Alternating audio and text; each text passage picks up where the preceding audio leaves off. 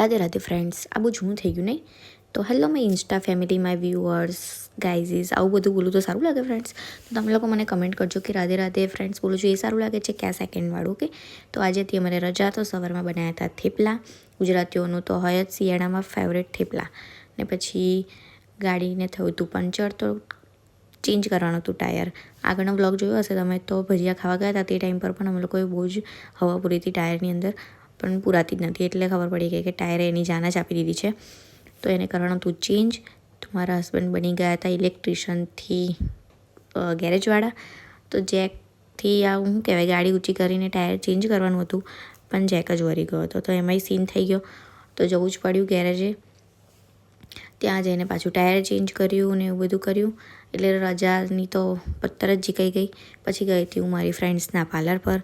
ત્યાં ટાઈમપાસ કરવા ગઈ હતી, રજા હતી એટલે હવે શું કરવાનું આખો દિવસ. તો ત્યાં મસ્તી કરી, કોમેડી કરી, બહુ મજા કરી. ને પછી રાત્રે બહુ ટાઈમ પછી અમે લોકો ગયા હતા ચા પીવા માટે. એટલે એમ તો નીકળતા હોય છે, પણ ચા પીવા નહોતા જતા. તો બહુ ટાઈમ પછી અમે લોકોએ રાત્રે પીવા ગયા હતા ચા.